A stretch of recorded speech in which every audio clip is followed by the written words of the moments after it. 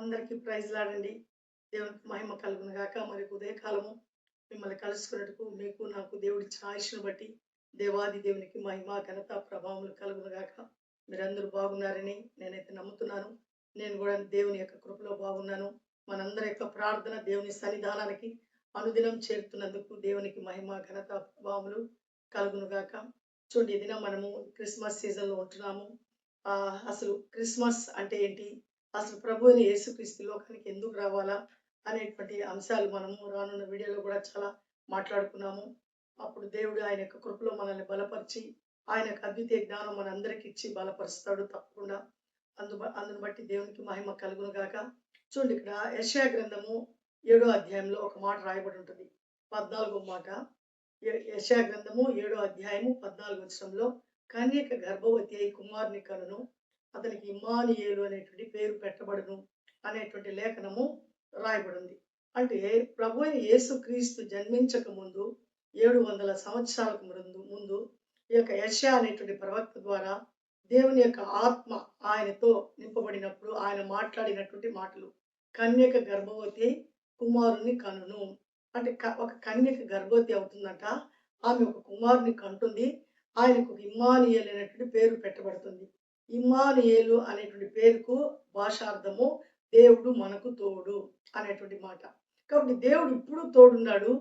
కన్యకు గర్భవతి అయిన తర్వాత కుమారుడు కన్న తర్వాత కూడా తోడుగా ఉంటాడు. అంటే అది ఏంటి అనేది మనం ఆలోచిస్తే దేవుడు నిరంతరం మనకు తోడుగా ఉన్నాడు. కానీ కాలము సమీపమైనప్పుడు, అంటే ఈ యొక్క లోకంలో వచ్చినటువంటి ప్రవక్తలు వాళ్ళు ప్రకటించినటువంటి మాటలు, దేవుని యొక్క సంకల్పము అంతా తెలియచేసినప్పుడు మనుషులు మాట వినకుండా, ఎంత చెప్పినా లెక్క చేయకుండా పాపములో మునిగి తేలుతూ ఉండేటువంటి సమయంలో కాలం సంపూర్ణమైపోయింది. ఇంకా ఇంకా ఇంకా ఎప్పటికి ఇలాగే కంటిన్యూ అవుతుంది. కాబట్టి ఆయన నియమించినటువంటి సమయంలో ప్రభు అయిన యేసుక్రీస్తును ఈ లోకానికి ఆయన ఒక శిశువు రూపంలో, ఒక కన్యక గర్భవతి కుమారుని కనే విధంగా, అంటే ఒక పరిశుద్ధమైనటువంటి వ్యక్తిగా ఈ లోకానికి ఆయన పంపిస్తున్నాడు. ఆయన పెరిగి పెద్దవాడై ఆయన మన కొరకు, ఈ సమస్త మానవాళి కొరకు, భూమి పుట్టింది మొదలుకొని భూమి ఎండయ్యే వరకు ఎందరైతే ఆయన యొక్క రక్తాన్ని విశ్వసిస్తారో, అంటే అందరి కొరకు ఒకేసారి ఆయన ఒక బలియాగమైనటువంటి పరిస్థితి.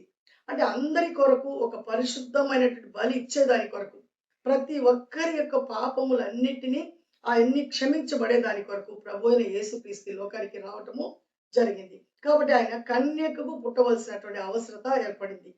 అంటే ఏ పాపము లేనటువంటి వ్యక్తి. ఇప్పుడు పశువుల్ని మనము మామూలుగా సాధారణంగా ప్రతి అంటే ఉత్సవాల్లో, పండగల్లో కొంతమంది ఏం చేస్తారు, బలిస్తుంటారు. ప్రతి పశువుకి ఏంటుంటదంటే ఒక ఆడ ఒక మగ 2 పశువులు కలయికతోనే వచ్చేటువంటిదే ఒక బిడ్డలు అవుతాయి. అదేవిధంగా సృష్టిలో మొత్తము కూడా ప్రతి ఒక్కరికి ఇద్దరి కలయిక వల్లే పుట్టేటువంటి బిడ్డలే ఉంటారు కానివ్వండి, ఒక్కరి వల్ల ఎవరికి ఎక్కడ బిడ్డలు ఉద్భవించినట్లు ఇప్పటి వరకు చరిత్ర లేదు. కానీ అంటే అంటే ప్రతి ఒక్కరిలో పాపం ఉంది. అంటే పశువుల్లో కూడా అది పాపం ఉంది. అంటే ఈ లోక సంబంధమైనటువంటి పాపం అనేది ఉంది. కాబట్టి ఆ పాపము ఇంకొక పాపాన్ని క్షమించాలంటే అది కాదు. అదేంటంటే ఊరికే కనీసము మనము చేసుకునేటువంటి ఒక చిన్నపిల్లల ఆటలాగా అయిపోతుంది. కొంతకాలం అంటే ఆది స్టార్ట్ అయినప్పుడు దేవుడు ఆ యొక్క బలిని అర్పించేటప్పుడు ఆయన దాన్ని ఏం చేస్తాడంటే యాక్సెప్ట్ చేశాడు. కానీ మనుషులకి ఏమైపోయిందంటే రాను రాను ఇంకా మనం బలి ఇచ్చేసి మరలా రేపటి దినము మన ఇష్ట ప్రకారం మన పాపంలో మునిగి తేలొచ్చు, దేవుడికి కావాల్సిన బలే కదా అనేటువంటి ఆ జ్ఞానంతో వాళ్ళు దేవునికి ఏం చేస్తున్నారంటే దూరం అయిపోతున్నారు. కాబట్టి దేవుడు అంటాడు, బలిని కోరుకునేవాడిని నేను కాదు అంటాడు. అంటే ఇక్కడ మనం అనిపించేటువంటి బలులు ఆయన కోరుకోవటం లేదు, మన మనస్సును కోరుకుంటున్నాడు. మనం మారిన మనస్సు కావాలనుకుంటున్నాడు. కాబట్టి మారిన మనస్సు ఎప్పుడు వస్తుంది ఒక మనిషికి, మనం అసలు పాపంలో ఉన్నామని, ఆ పాపం వల్ల వచ్చే జీతం మరణమని మనం గ్రహిస్తేనే ఆ యొక్క మనకేం రాగలదు, ఆ యొక్క సమాధానము మనకి ఇంకేం రాగలదు, సత్యం అనేది మన యొక్క హృదయంలోనికి రాగలదు. అదేమీ లేకుండా కేవలం బలులు అర్పించేశాము, ఇంకా ఈ రోజుతో కూడా నేను ఇవ్వాల్సినటువంటి బలి ఇచ్చేసాను, కాబట్టి ఈ రోజు మరలా నా పాపములు నేను ఉంటాను, ఆ పాపంలో ఉంటాను, మరలా కొంతకాలం అయిన తర్వాత మళ్ళీ బలి అర్పించేస్తే దేవుడు నన్ను క్షమిస్తాడు అనుకునేటువంటి ఆనవాయితీ అయిపోయింది ప్రపంచానికి. కాబట్టి దేవుడు అది ఇష్టపడలేదు. కాబట్టి మీ యొక్క బలులు నాకు ఎక్కసమాయనంటాడు. మీరు చేసేటువంటి ఆ నైవేద్యాలు, మీరు చేసేటువంటి ఆ పుణ్యకాలాలు నాకు నచ్చటం లేదంటున్నాడు. ముందు మీ మనసు మార్చుకోండి.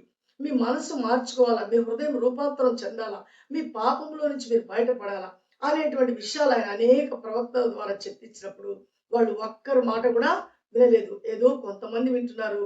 మిగిలినటువంటి 90% పాపంలో మునిగి తేలుతున్నారు. అప్పుడు దేవుడు పరలోకంలో తీసుకున్నటువంటి తీర్మానము, భూమి పుట్టక ముందే, ఆ పుట్టిన తర్వాత ఆదాము పాపం చేసేసిన తర్వాత మరలా వీళ్ళను మరలా అంటే వాళ్ళు పాపం లేనటువంటి వారుగా వాళ్ళు ఉన్నప్పుడు వాళ్ళు అలాగే పవిత్రమైన జీవితం కొనసాగితే ఎప్పటికీ ఇంకా పాపం అనేది లేదు కాబట్టి అందరికీ పరలోకం ఉందని దేవుని యొక్క ఉద్దేశము.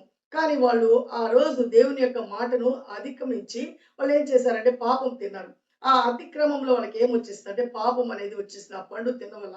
కాబట్టి ఆ రోజు నుంచి దేవుడు ఆ రోజే చెప్పాడు, ఇంకా ఈ పాప పరిహారం కావాలంటే మళ్ళీ స్త్రీ ద్వారా వచ్చేటువంటి ఆ యొక్క బిడ్డ ద్వారా మరలా ఈ సర్వలోకానికి ఏం రాబోతుంది, ఆ యొక్క రక్షణ అనేది రాబోతుందని ఆదికాండం 3వ అధ్యాయంలోనే ప్రభు చెప్తున్నాడు. అంటే స్త్రీ సంతానం అంటే పురుషుడు లేకుండా కేవలం స్త్రీ ద్వారా వచ్చేటువంటి సంతానం ద్వారా ఈ ప్రపంచానికి ఏం రాబోతుంది అంటే విడుదల రాబోతుంది అని ఆదికాండము 3వ అధ్యాయంలోనే దేవుడి మాట ఆ యొక్క ఆదాము అవ్వతో చెప్పడం జరిగింది. కాబట్టి అప్పటి నుంచి మనము అంటే ఈ యొక్క గ్రంథంలో పాత నిబంధన, కొత్త నిబంధన అనేది ఉంటుంది. ఈ యొక్క పాత నిబంధన అంటే లాస్ట్ మలాకీ గ్రంథం వరకు దేవుడు అనేక మంది ఇంతమంది ప్రవక్తలు పంపించి ఆయా సమయంలో వాళ్ళకు ఒక సూచక క్రియలు జరిగించి వాళ్ళకి ఎంతో హితబోధి జరిగించి చెప్పినప్పటికి కూడా ఎవ్వరు వాళ్ళ మాట వినలేదు. కాబట్టి ఆయన యెషయాతో 700 అంటే ప్రభు అయిన యేసుక్రీస్తు లోకానికి రాకముందు 700 సంవత్సరాల క్రితమే ఆ యొక్క ప్రవక్త ద్వారా చెప్పించిన మాట, కన్యక గర్భవతి అయి కుమారుని కనును. అంటే ఆయన ద్వారా మాత్రమే ప్రపంచానికి ఏం రాబోతుంది, రక్షణ రాబోతుంది అనేది ఆ రోజే దేవుడు తీర్మానించడం జరిగింది. కాబట్టి క్రిస్మస్ అనేది మనం ఎందుకు జరుపుకుంటున్నామంటే ప్రపంచానికి ఒక విడుదల కలిగినటువంటి ఆ యొక్క దినాన్ని అంటే ఆ 25వ తేదీ అనేది ఖచ్చితంగా లేదు. ఆ మంచు కాలంలో ఆ యొక్క టైంలో పుట్టుంటాడు అనేటువంటి ఒక అంచనా అది ఖచ్చితంగా నీతిమంతుడైనటువంటి ప్రభు అయిన యేసుక్రీస్తు మనందరి కొరకు పుట్టాడనేది ఇది నిజం, ఇది చరిత్ర. ఇది కేవలము కథలు మాత్రం కాదు, ఖచ్చితమైనటువంటి చరిత్ర ఉంది. ఈ చరిత్రకు ఆధారము మత్తయి సువార్త చూస్తే అక్కడ ఆయన యొక్క తరాలు అంటే ఎప్పటి నుంచి స్టార్ట్ అయింది సృష్టి, ఏ యొక్క తరంలో ఆయన పుట్టాడు అనేది చూస్తే అక్కడ 42 తరాల దాకా ఉంటాయి. ఆ 42వ తరంలోనే ప్రభు అయిన యేసుక్రీస్తు ఈ లోకానికి రావటం జరుగుతుంది. కాబట్టి మనము అది గ్రహించినప్పుడు, మన మనోనేత్రం తెరవబడినప్పుడు, మనం పాపులము అనేటువంటి ఆ సత్యాన్ని మనం ఎరిగినప్పుడు మాత్రమే మనకు ఆ పరిహారం అనేది వస్తుంది. కాబట్టి అందరి కొరకు చూడండి, ఎక్కడైనా మనం చూస్తుంటాము అందరికి రక్షకుడు, అందరి కొరకు లోక రక్షకుడు అనేటువంటి పేరు మనం చూస్తాము. అంటే లోకంలో ఉండేటువంటి ఒక మానవుడిగా పుట్టినటువంటి ప్రతి ఒక్కరి కొరకు ఆయన రక్షించే దాని కొరకు ఈ లోకానికి వచ్చాడు. శిక్షించేదానికి ఈ లోకానికి ఆయన రాలేదు. కాబట్టి ఆయన యొక్క ప్రేమ, ఆయన యొక్క త్యాగం అనేది లోకంలో మనం చూస్తున్నాము. ఆ ప్రేమతోనే ఎంతో మంది ప్రవక్తలు వస్తున్నారు, వాళ్ళందరినీ చంపేస్తున్నారు. దేవుని వాక్యాన్ని చెప్పినప్పుడు అది తట్టుకోలేక ఎంతో మంది ఇంకా మా యొక్క పాపాలు బయట పెడతారా అనేటువంటి ఆ మాటలు వాళ్ళు జీర్ణించుకోలేక చనిపోయినటువంటి చరిత్రను మనం ఇప్పుడు చూస్తున్నాము, ఇంకా చూస్తాము. అయినప్పటికీ కూడా ఎంతమంది అలాంటి పనులు చేస్తున్నప్పటికీ కూడా ఆయన చేయవలసిన పని ఆయన ఖచ్చితంగా చేస్తాడు. ఇది ప్రబలతదే కానీ అది అక్కడికి తగ్గేది కాదు.